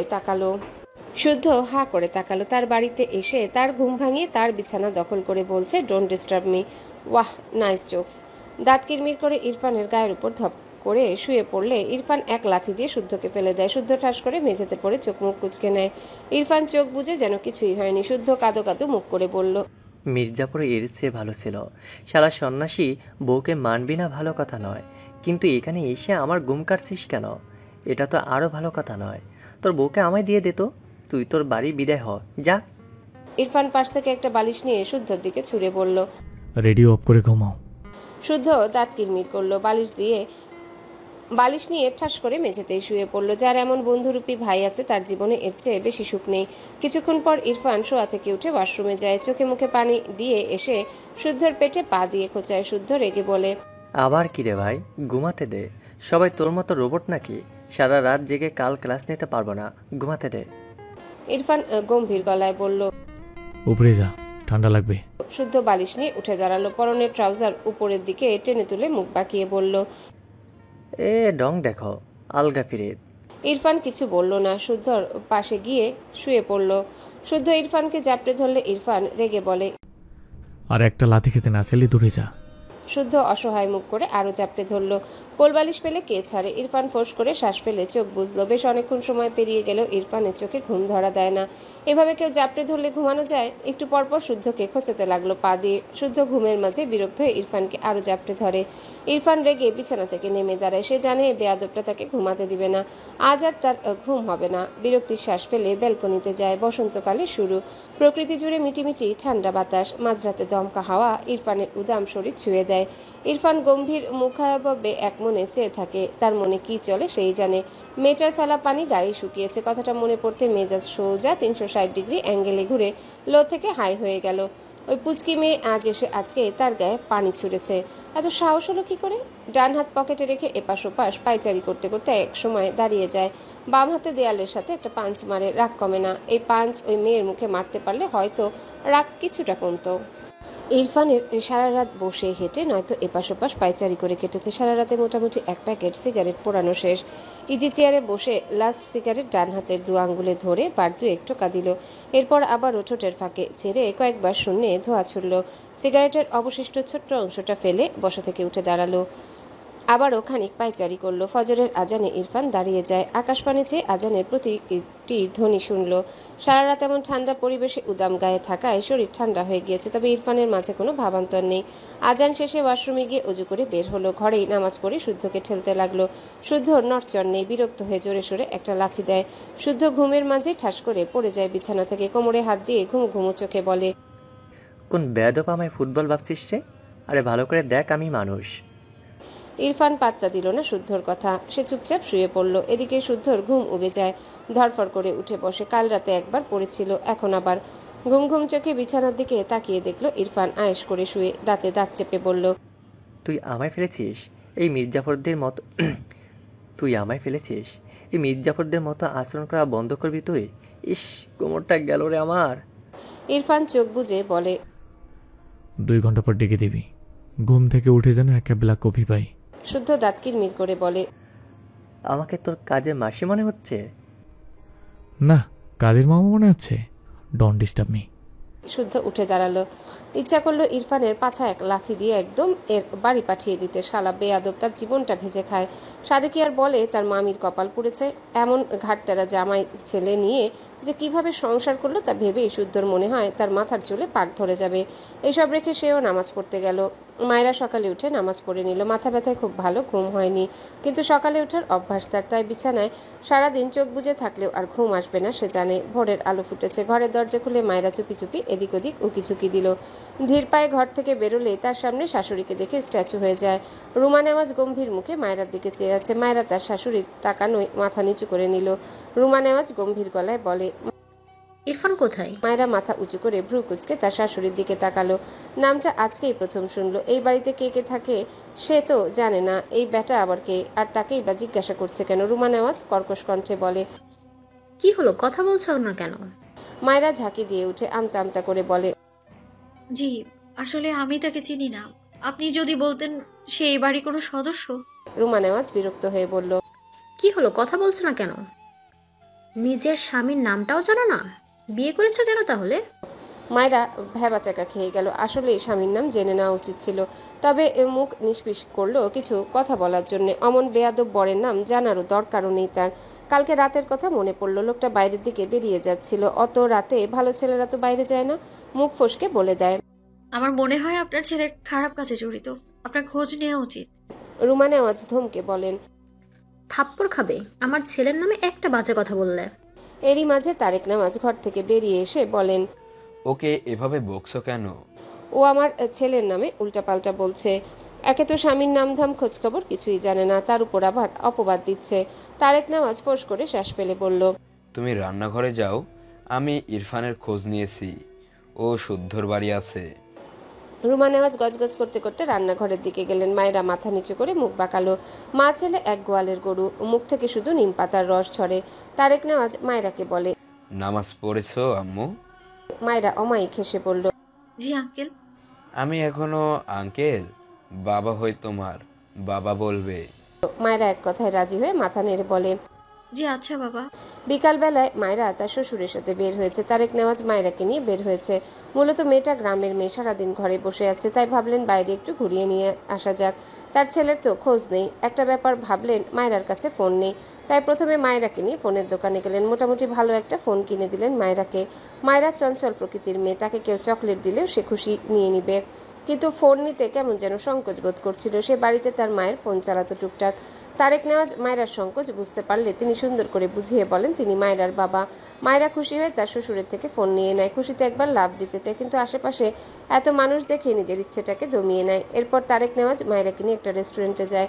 রেস্টুরেন্টে গিয়ে মায়েরার দুই বান্ধবীর সাথে দেখা হয়। তারা আগে গ্রামে থাকতো, ক্লাস 9-এ ওঠার পর শহরে চলে এসেছে। প্রায় 2 বছর পর দেখা হলেও একে অপরকে দেখে চিনতে পারে। তুই মাইরা না? কারো কণ্ঠে মায়েরা পাশ ফিরে তাকালে তার প্রিয় বান্ধবীকে দেখে এক প্রকার তার উপর ঝাঁপিয়ে পড়ে। বান্ধবীদের দেখে নিজের চাঞ্চল্য ভাব চেপে রাখতে পারেনি। রাইসা হেসে মায়েরাকে আগলে ধরে। এ তো আগের মতোই আছে, শুধু লাফিয়ে বেড়ায়। পাশ থেকে মাইশা হেসে বলে, মাইশা রাইসাকে ছেড়ে বলে, আমার বিয়ে হয়ে গিয়েছে। মাইশা রাইসা একসাথে অবাক হয়ে বলে, কি? মায়েরা পাশ ফিরে তার শ্বশুরের দিকে একবার তাকায়। তারেক নেওয়াজ গলা ছেড়ে বলে, আম্মু, তুমি তোমার বান্ধবীদের সাথে এখানে বসো, আমার কাজ আছে। আমি কাজ সেরে এসে তোমাকে এখান থেকে নিয়ে যাব, কেমন? মায়েরা হেসে মাথা নাড়িয়ে বলে, আচ্ছা বাবা। তারেক নেওয়াজ বেরিয়ে গেলে 3 বান্ধবী রেস্টুরেন্টের এক কোণার ফাঁকা টেবিলে গিয়ে বসে। রাইসা প্রশ্ন করে, গল্পটা বল, এত তাড়াতাড়ি বিয়ে হয়ে গেল? ইটিস পিটিস করতিস নাকি? মায়েরা রেগে বলল, একটা থাবড়া খাবি? আমার খেয়ে দিয়ে কাজ নেই, আম্মু বিয়ে দিয়ে দিল, সৎ বাবা আমায় দেখতে পারে না তাই। মায়েরার কথা শুনে 2 বান্ধবীর একটু খারাপ লাগলো। তারা জানে মায়েরার বাবা মারা যাওয়ার পর তার মা আরেকটা বিয়ে করে। মায়েরার মা যদিও মায়েরাকে আগলে রাখতো, তবে পরের সংসারে আগের পক্ষের মেয়েকে চাইলেও সেভাবে দেখতে পারতো না। মায়েশা মন খারাপ করে বলল। মায়েরা ইনোসেন্ট ফেস বানিয়ে বলল, জানি না, শুধু জানি বুড়ো। মায়েশা গালে হাত দিয়ে বলল। মায়েরা এত সব বলতে চাইলো না, ব্যাপারটা এড়িয়ে গিয়ে বলল, তোদের খবর বল, এক্সাম প্রিপারেশন কেমন? তারা টুকটাক কথা বলতে লাগলো। ইরফান শুদ্ধ ভার্সিটির ক্লাস শেষে একটা রেস্টুরেন্টে আসে। তাদের সাথে আরেকজন কলিগ রিপনও এসেছে। ইরফান গম্ভীর মুখে রেস্টুরেন্টের ভেতরে প্রবেশ করে। এদিকে শুদ্ধ রিপনদের কথার শেষ নেই। ইরফান যেমন স্বল্পভাষী গম্ভীর স্বভাবের, শুদ্ধ আর রিপন তেমনই ইরফানের উল্টো ক্যারেক্টার। ইরফানেরা মায়েরাদের ডান পাশের ঠিক একটা টেবিল পরের টেবিলে গিয়ে বসে। শুদ্ধ আর রিপন মায়েরাদের থেকে পিঠ ফিরিয়ে বসেছে। অপর পাশে ইরফান। এদিকে মায়েরার 2 বান্ধবী ইরফানদের থেকে পিঠ ফিরিয়ে বসেছে, আর মায়েরা বসেছে ইরফানের মুখোমুখি হয়ে। মাঝে খুব বেশি ব্যবধান নেই। মায়েরা কথা বলতে বলতে হঠাৎই সামনের দিকে চোখ পড়লে তার চোখ বড় বড় হয়ে যায়। ভীত কণ্ঠে বলে, বান্ধবী এখানে পাগল এসেছে, পাগল, চল পালাই। মাইশা বলে। মায়েরা ডান হাতের আঙ্গুল দিয়ে ইরফানের দিকে ইশারা করে দেখালে মাইশা আর রাইসা দুজনে উল্টে ঘুরে তাকালো। মায়েরার ভয়েস মোটামুটি জোরে ছিল, যার ফলে কথাটা ইরফানদের কানে পৌঁছায়। শুদ্ধ আর রিপন উল্টো ঘুরে তাকায়। ওদিকে ইরফানও মায়েরার দিকে ভ্রু কুচকে চেয়ে আছে। মায়েরা ইরফানের দিকে তাক করে রাখা আঙ্গুল এখনো নামায়নি। রাইসা ভ্রু কুচকে বলল, আরে কোথায় পাগল, ভদ্রই তো লাগে। আরে এমন বড় চুল কতজন তো স্টাইল করেও রাখে, আবাল।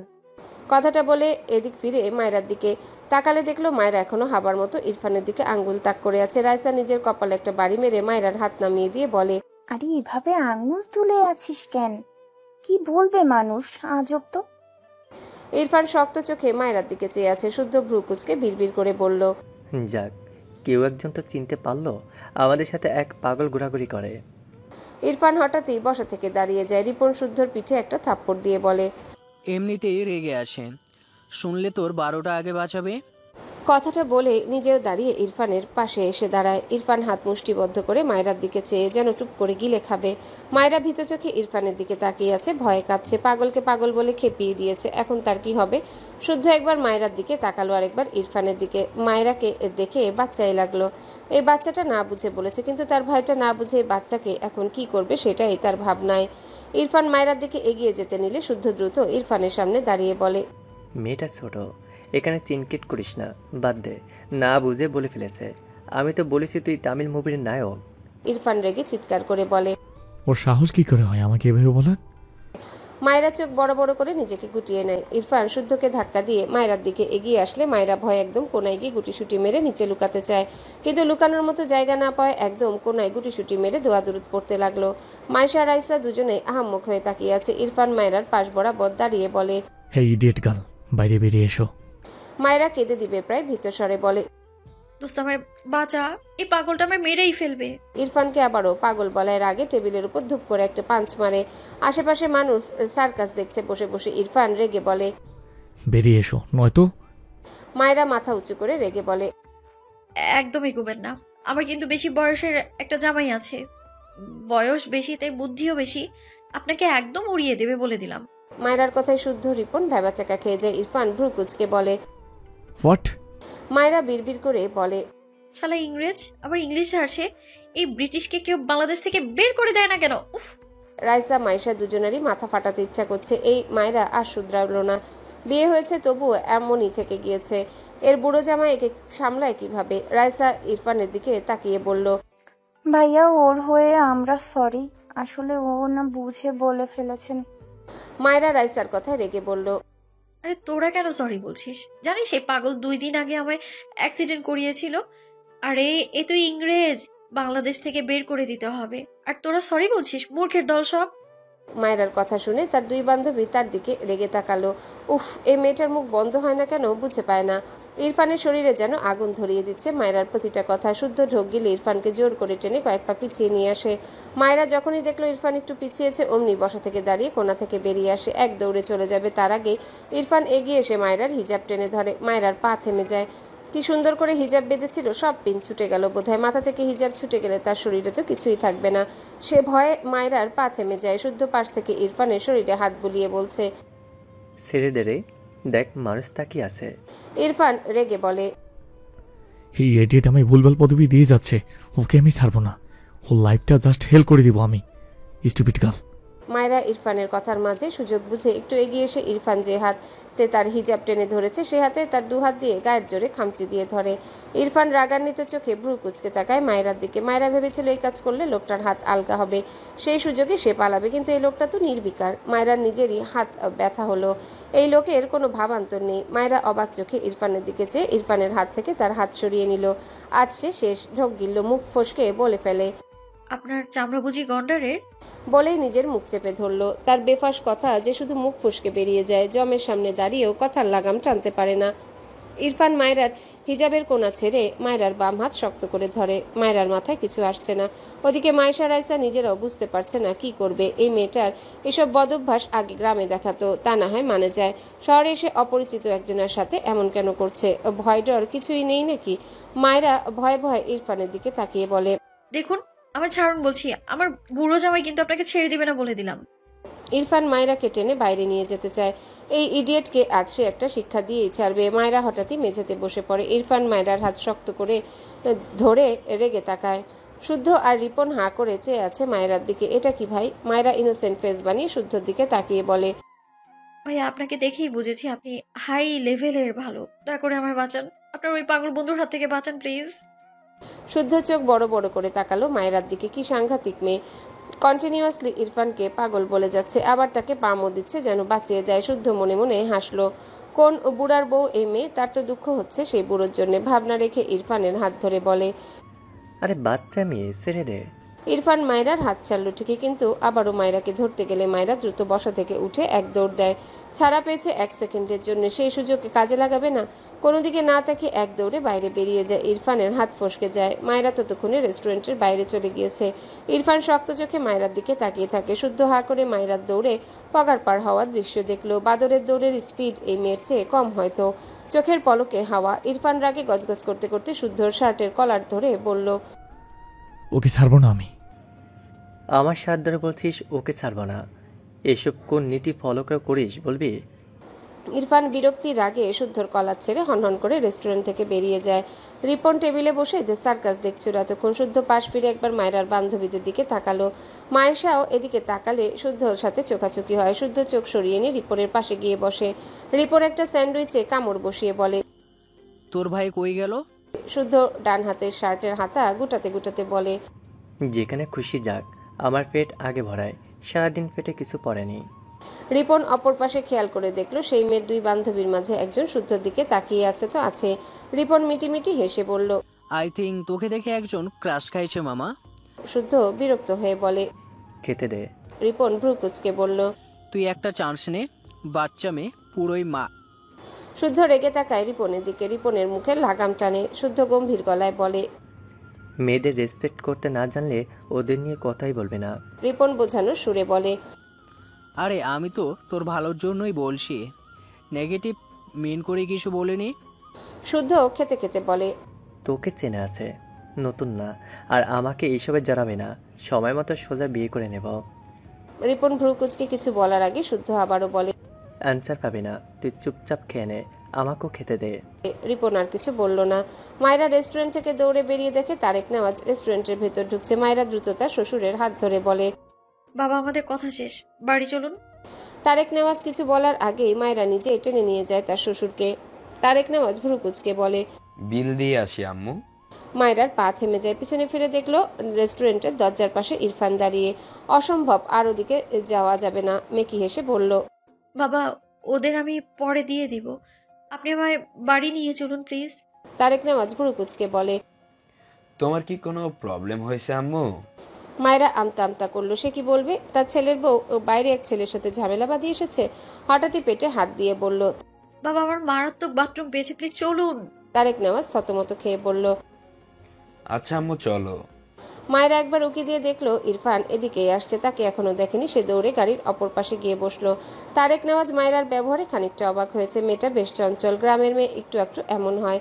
তবে মায়েরা কয়েক ধাপ এগিয়ে মনে হলো ছেলের বউ হিসেবে খারাপ লাগলো না। এরপর তিনি গাড়িতে উঠে ড্রাইভারকে গাড়ি স্টার্ট দিতে বলেন। মায়েরা স্বস্তির নিঃশ্বাস ফেললো, এ যাত্রায় বেঁচে গিয়েছে। ইরফান বেশ কিছুক্ষণ দাঁড়িয়ে এদিক ওদিক তাকালো। রাগে মাথা ফেটে যাচ্ছে, সবকিছু অসহ্য লাগছে। হনহন করে তার সাইড করে রাখা গাড়িতে উঠে বসে। তখনই তার ফোনে রিং হয়। বিরক্ত হয়ে পকেট থেকে ফোন বের করে দেখে তার মা। ফোঁস করে শ্বাস ফেলে রিসিভ করে। বলো। এপাশ থেকে রুমা নেওয়াজ বলে, তোমার খালামণিটা এসেছে, বাসায় এসো। ইরফান বেশ কিছুক্ষণ চুপ থাকে, কোনো আনসার করে না। তার মা আবারও বলে, বাচ্চাদের মতো পাগলামি করবে না, তোমার খালামণি তোমাকে দেখতে চেয়েছে। আশা করি আজ শুদ্ধর বাসায় না গিয়ে এখানে আসবে। ইরফান এবারেও চুপ। গাড়ির স্টিয়ারিং শক্ত হাতে চেপে ধরে। রাগ কমেনি বিন্দু মাত্র। একটু আগের রাগ কমার আগেই মনে পড়লো বাড়িতে এক বাচ্চা আছে যাকে তার গলায় তার বাবা মা ঝুলিয়ে দিয়েছে। সেই রাগে কথা বেরোচ্ছে না। রুমা নেওয়াজ ভেজা গলায় বলে, তোমার বাবা ছেলে পেয়েছো নাকি বলবে? তোমার বাবা আমার কথা শোনেনি, এখন যখন বিয়েটা হয়েই গিয়েছে তুমি আমার কথা শুনছো না। মায়ের ভেজা কণ্ঠে ইরফান কিছুটা দমে গেল। চোখ বুজে শ্বাস ফেলে বলল, হারছি। এই বলে কল কেটে তার বাড়ির দিকে গাড়ি ঘোড়ায়। ইনা, তার খালা, সাথে জাহারা আর জাহারার বড় ভাই জাহিদ ইরফানদের বাসায় এসে পৌঁছেছে সন্ধ্যা। ইনা মন খারাপ করে বসে আছে। সে তার ভাবিকে দেখার জন্য এত এক্সাইটেড। এসে দেখে তার ভাবি বাসাতেই নেই, তার বাবা নিয়ে ঘুরতে বেরিয়েছে। ইনায়া ডাইনিং টেবিলে বসে নাস্তা করছে। তার পাশের টেবিলে জাহারা বসে আশেপাশে বারবার চোখ বোলায়, কিন্তু কাঙ্ক্ষিত মানুষকে দেখতে না পেয়ে হতাশ আর নিঃশ্বাস ফেলে। কিছুক্ষণ পর ইনায়াকে জিজ্ঞাসা করে, ইরফান ভাই কোথায়? ইনায়া খেতে খেতে বলে, শুদ্ধ ভাইয়ের বাসায় হয়তো, আম্মু কল করেছিল, চলে আসবে। জাহারা খুশি হলো কথাটা শুনে, কিন্তু ইরফান ভাই বিবাহিত ভাবতেই মুখটা কেমন জানি মলিন হয়ে গেল। কিছুক্ষণ পর জাহিদ এসে ইনায়াদের উল্টো পাশে বসে। ঠিক সেই সময় কেউ বেল বাজায়। কাজের মেয়ে রিতা যেতে নিলে জাহিদ তাকে থামিয়ে নিজেই যায়। ইরফান এসেছে হয়তো, এই ভাবনায় সে নিজেই দরজা খুলতে যায়। ইরফানের সাথে তার দহরম মহরম সম্পর্ক নয়, তবে টুকটাক কথা বলে, যদিও সে ইরফানের চেয়ে 2 বছরের ছোট। দরজা খুলে সামনে তার খালু তারেক নেওয়াজকে দেখে সালাম দেয়। পাশে মায়রাকে দেখে অবাক হয়ে বলে, খালু, এটা ইরফান ভাইয়ের বউ? তারেক নেওয়াজ মৃদু হেসে বলে। হ্যাঁ। জাহিদ মায়রার দিকে হাত বাড়িয়ে বলে, hi, nice to meet you. Myra আমতা আমতা করে। অপরিচিত ছেলের সাথে হাত মেলাবে কেমন যেন লাগছে। নিজের সংকোচ কাটাতে না পেরে ছোট করে একটা সালাম দিল। জাহিদ ভ্রুকুচকে সালামের উত্তর নিয়ে তার হাত সরিয়ে আনে। তার খালুর দিকে তাকিয়ে বলে, এই ছোট পুতুলকে কোথায় পেলেন খালু? তারেক নেওয়াজ ভেতরে যেতে যেতে বলে, ভাগ্যে ছিল তাই পেয়েছি। মায়রা বোকা বোকা চোখে জাহিদের দিকে চেয়ে আছে। জাহিদ হেসে বলে, তুমি তো অনেক ছোট, আমি তোমাকে তুমি করেই বলেছি। তোমার নাম? মায়রা জোরপূর্বক হেসে উত্তর দেয়, জি মায়রা ইসলাম। জাহিদ সাইড দিয়ে বলে, ওকে, আমি তোমাকে নাম ধরে ডাকলে মাইন্ড করবে? তুমি আমার চেয়ে অনেক ছোট। ইরফান ভাইয়া বেশ রাগী, ভাইয়া অনুমতি দিলে কনফার্ম তোমাকে নাম ধরে ডাকবো, ওকে? মায়রা বিরক্ত। এক পাগল থেকে ছাড়া পেয়ে আরেক বেয়াদবের পাল্লায় পড়ল। ধ্যাত, তবুও জোরপূর্বক হেসে মাথা নাড়ালো। জাহিদ সাইড দিয়েছে দেখে দ্রুত ভেতরে যায়। জাহিদ দরজা আটকে এগিয়ে যায়। ভেতর থেকে ইরফানের খালা বেরিয়ে সোফায় বসে। জাহিদ মায়রার পাশে দাঁড়িয়ে বলে, আমি এরকম একটা কিউট পুতুল চাই আম্মু। How sweet. জাহিদের কথায় সবাই হাসলো। জাহিদের মা বলল, তোমার জন্য মেয়ে ঠিক করেছি আমরা। জাহিদ মন খারাপ করে বলল, এমন কিউট বাচ্চা পুতুল ছাড়া বিয়ে করব না, ডিসিশন ফাইনাল।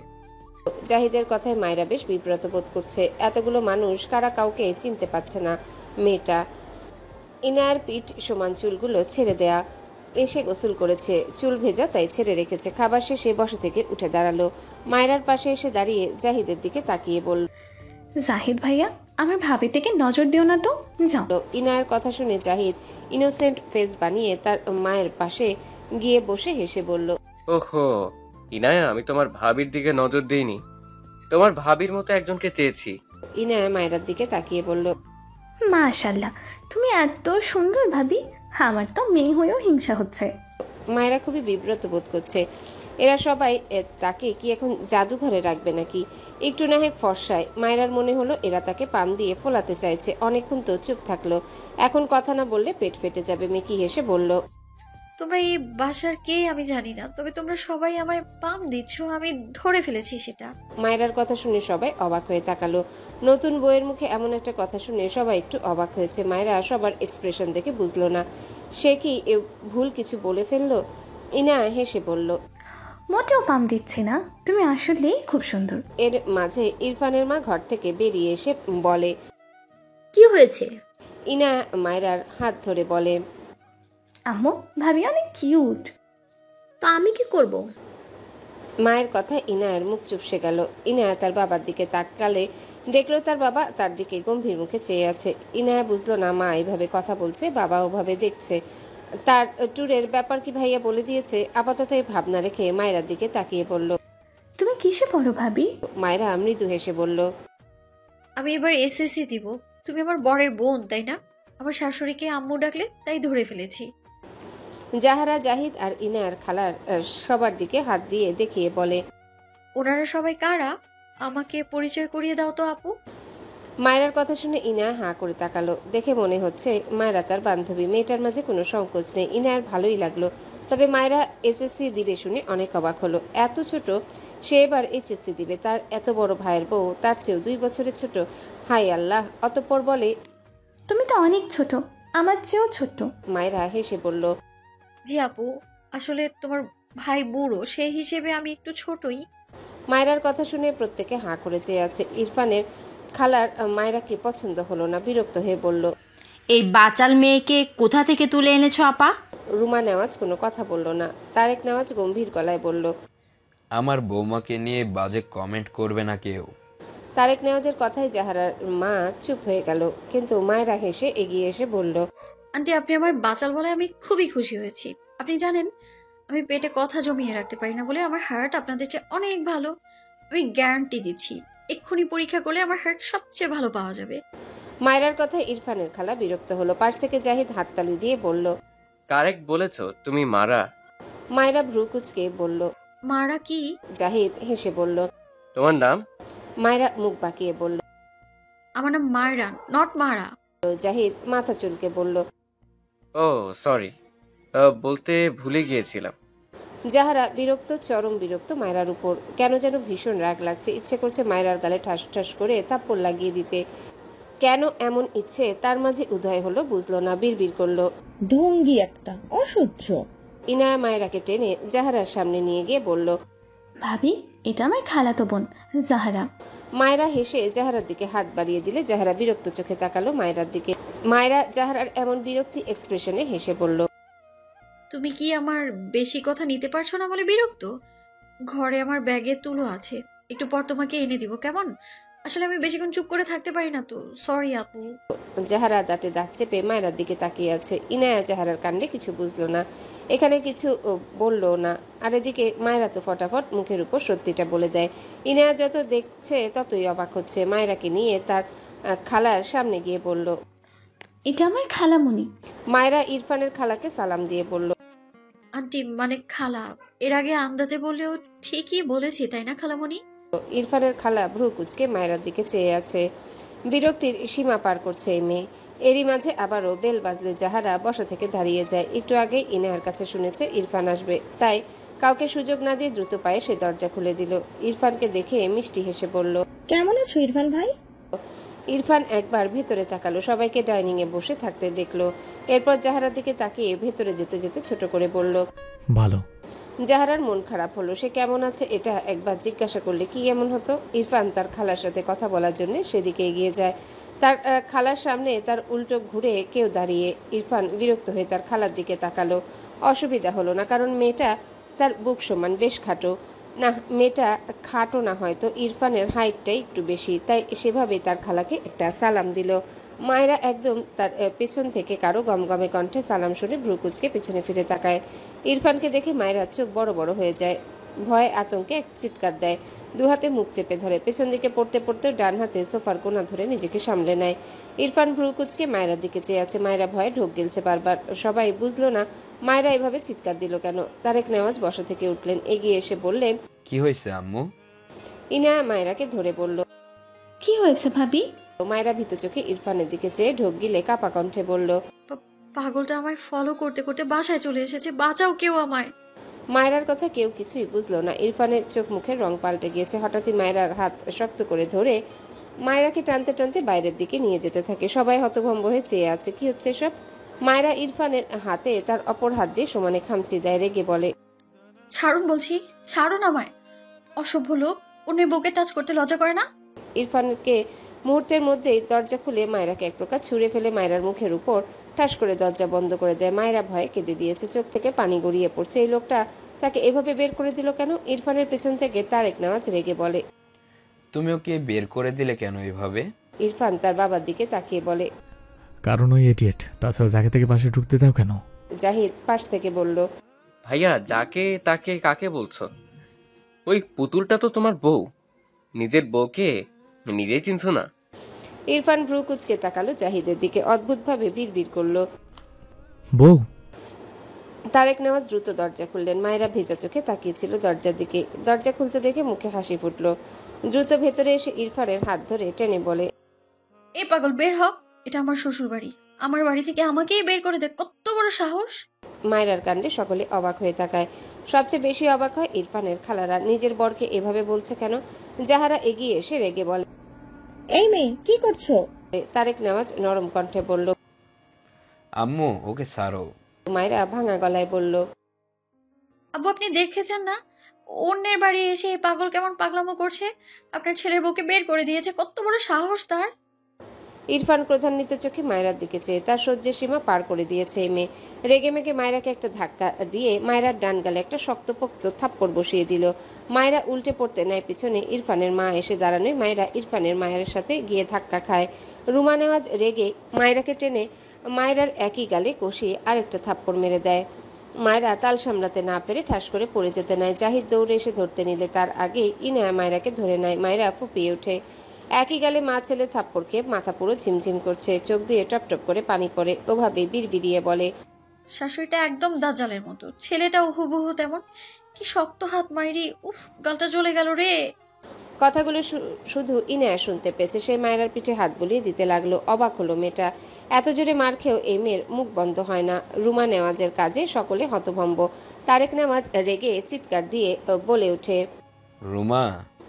রুমা নেওয়াজ স্বামীকে ভয় পেলেন না, বিন্দুমাত্র, পাল্টা রেগে বললেন, তোমার বন্ধুর মেয়ের এসব বেয়াদবি আমি একদম সহ্য করব না। ওর হয়েছে সাফাই গাইতে এসো না, ওর হয়ে সাফাই গাইতে এসো না। ও আমার ছেলেকে এভাবে অপবাদ দিচ্ছে কেন? এমনিতেই ওর জন্য আমার ছেলেটা কালকে থেকে বাড়িতেই আসেনি, আজ বলে কয়ে নিয়ে এসেছি। আর এই মেয়ে আবার ওকে বের করে দেওয়ার তালবাহানা করছে। তাই বলে তুমি মারবে?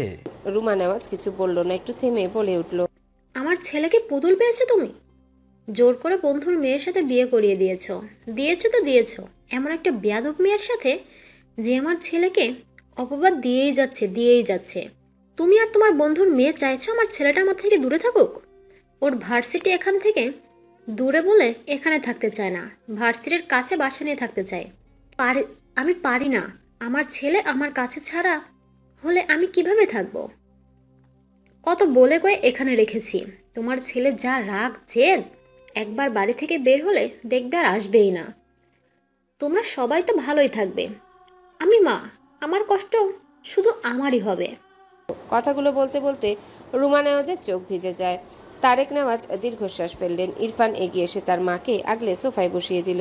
মায়ের সামনে হাঁটু মুড়ে বসে তার মায়ের দুহাত তার দুহাতের মাঝে নিয়ে চুমু আঁকলো। এরপর মায়ের দিকে চেয়ে গম্ভীর গলায় বলল, আমি সবসময় তোমাদের সাথে থাকবো আম্মা, please don't cry. Ruma Nawaz ছেলের মাথায় হাত বুলিয়ে দিল। তার কষ্ট হয় ছেলেটার জন্য। ছেলেটা এমন একরোখা রাগী বদমেজাজি কেন বোঝে না, মুখ ফুটে কিছু বলে না।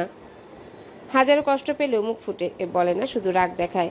বাইরে থেকে তার ছেলেকে সবাই খারাপ ভাবলেও সে তো মা, সে জানে তার ছেলে কেমন। কিন্তু ছেলেটা তার কথা শুনে না, কারো কথাই না। মেয়েটা যখন বারবার তার ছেলেকে পাগল বলছিল, কষ্টে তার বুকটা ফেটে যাচ্ছিল। এই চুল কাটার ব্যাপারে সে কত বলেছে, কিন্তু ইরফানের মাঝে কোনো ভাবান্তর নেই। মায়েরা বারবার পাগল বলায় এসব তার মাথা চারা দিয়ে উঠেছিল। চুল এমন রাখার জন্যে তাকে মা হিসেবে অনেকের অনেক কটু কথা শুনতে হয়েছে। বিশেষ করে তার শ্বশুরবাড়ির লোকেরা সব দোষ তাকে দেয়, কারণ সে মা। ইরফান তার মায়ের দিকে তাকিয়ে থাকলো বেশ কিছুক্ষণ, কিন্তু কিছু বলল না। মাথা নিচু করে ফোঁস করে শ্বাস ফেলে বসা থেকে উঠে দাঁড়ালো। চুপচাপ তার ঘরের দিকে যেতে যেতে বাবার কথায় দাঁড়িয়ে পড়ল। বিয়ে করা বউ তোমার, মেনে নিতে শেখো, অসভ্য ছেলের পরিচয় দিও না। ইরফান ঘাড় বাঁকিয়ে বাবার দিকে তাকায়, উপহাসের সুরে বলে, মেনে নেওয়ার জন্য ছেলে মতামত দিতে হয়। তুমি কেমন সভ্য বাবা যে তার ছেলের গলায় জোর করে একজনকে গছিয়ে দিয়েছো? তারেক নেওয়াজ থমকে ওঠেন। ইরফান। ইরফান রাগে ডান হাত মুষ্টিবদ্ধ করলো, বাবার দিকে চেয়ে বলল, এই বাচ্চাকে বউ মানি না এই বিয়ে। এই নিয়ে একটা কথা বললে বাড়াবাড়ি করলে আমাকে নিয়ে বাসা থেকে চলে যাব, দ্যাটস ইট। কথাগুলো বলে যাওয়ার সময় শক্ত চোখে একবার মায়েরার দিকে তাকালো। মায়েরার গালের দিকে নজর পড়লে দেখলো ফর্সা গালে 5 আঙ্গুলের ছাপ স্পষ্ট, যেন কেটে গিয়েছে। কেটে কেটে চোখ মুখ রক্ত যাবার ন্যায় হয়ে গিয়েছে। ফর্সা হওয়ায় বেশি চোখে লাগছে। মায়েরা ইরফানের দিকে তাকালে দেখলো ইরফান তার দিকে চেয়ে আছে। ইরফান মায়েরার একে অপরে চোখে চোখ পড়ায় মায়েরা ভেঙচি কেটে চোখ সরিয়ে নেয়। ইরফান বিরক্তিতে ভ্রু কুঁচকে বিড়বিড় করে, স্টুপিড বাদর। এরপর হনহন করে তার ঘরের দিকে চলে যায়। মায়েরা বুঝতে পেরেছে সে ভুল। শাশুড়ির হাতের থাপ্পড়ি খেয়ে বুঝেছিল এই লোকটাই এই বাড়ির ছেলে।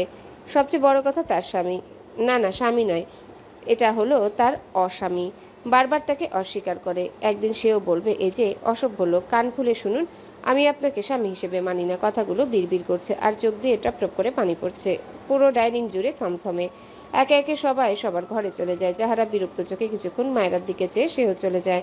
তারেক নেওয়াজ দীর্ঘশ্বাস ফেলে। সে কি সত্যি ভুল করে ফেললো? মায়েরার বাবা বেঁচে থাকতে তার সাথে কথা ফাইনাল হয়েছিল তার মেয়ের বয়স হলেই তার ছেলের সাথে বিয়ে দিবে, কিন্তু সে পর্যন্ত তো তার বন্ধু বাঁচল না। তবে তারেক নেওয়াজ নিজের দেওয়া কথার অমান্য করলো না। তার ছেলের সাথেই তার মেয়ের বন্ধুর বিয়ে দিয়ে দিল। তার ছেলের মেয়ে ঘটিত কোনো ব্যাপার নেই। এমন হলে সে মনের উপর জোর করতো না, কিন্তু এখন এর পরিণতি কি? কথাগুলো ভাবতেই তারেক নেওয়াজের কপালে চিন্তার ভাঁজ পড়ল। ভাবনা রেখে এগিয়ে গিয়ে মায়েরার মাথায় হাত বুলিয়ে বলে, তোমার বাবা আছি তোমার সাথে, বুঝেছো আম্মু? একদম মন খারাপ করবে না কেমন? মায়েরা ছলছল দৃষ্টিতে তাকায় তারেক নেওয়াজের দিকে। নিজের বাবার কথা মনে পড়ল তার বাবাকে ঠিক করে মনেই নেই, ঝাপসা ঝাপসা মনে পড়ে। মায়েরার মনে হয় তার বিয়ে হয়ে সে তার হারানো বাবাকে ফিরে পেয়েছে। তারেক নেওয়াজ তার ঘরের দিকে যেতে যেতে গম্ভীর গলায় বলল, ইনায়া, আমার ঘরে একবার এসো। ইনায়া ওকে বাবা বলে সম্মতি দেয়। জাহিদের মন খারাপ হয়। এত সুন্দর একটা পুতুলের মতো বউকে মা ছেলে মিলে মারলো। আহারে। মায়েরার পাশে গিয়ে বলে, এই যে কিউটি, তুমি যে বললে তোমার হার্ট ভালো, কাঁদলে কিন্তু হার্ট ভালো থাকে না। মায়েরা দুহাতে মুখ মুছে হেসে বলে, আমি কাঁদছি না, এই যে হাসছি, হি হি। ইনায়া জাহিদ দুজনেই অবাক হয়। মায়েরা মেয়েটা বেশ ইন্টারেস্টিং তো।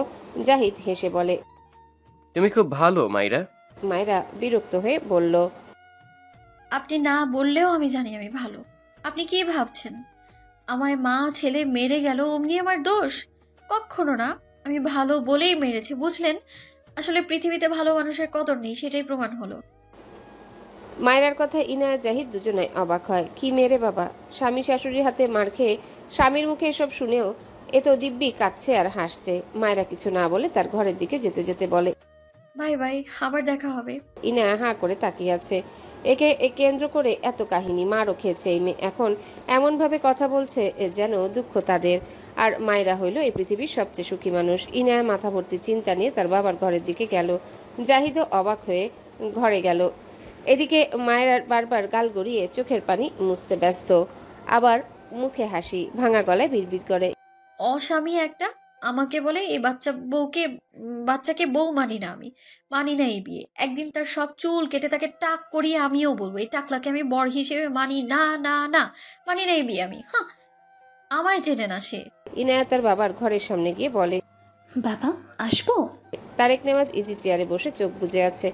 গম্ভীর গলায় বললেন, এসো। ইনা গুটি গুটি পায়ে ঘরের ভেতরে প্রবেশ করে।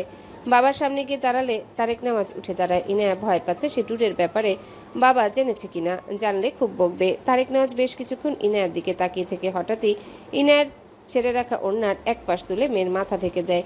ইনা অবাক হয়ে তাকায় বাবার দিকে। তারেক নেওয়াজ ইনায়ার থুতনিতে হাত রেখে মৃদু হেসে বলে, তুমি বড় হয়েছো, সবসময় নিজেকে এভাবে ঢেকে রাখবে, বুঝেছো আম্মু?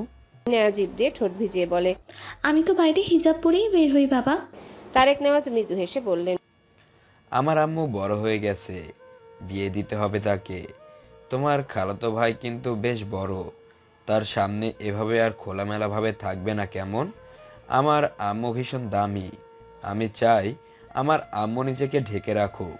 ইনায়া বাবার কথায় তার বাবাকে জড়িয়ে ধরে বলল, ওকে আব্বু, জাহিদ ভাইয়ের সামনে আর মাথার কাপড় ফেলবো না, ডান। তারেক নেওয়াজ মৃদু হাসে।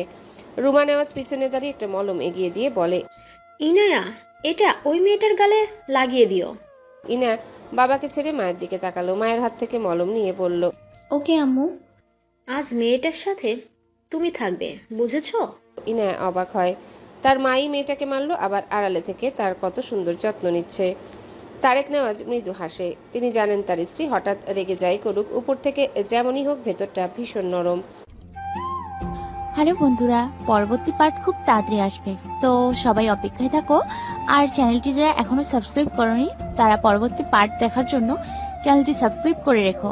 ধন্যবাদ সবাইকে, আমাদের সাথেই থেকো।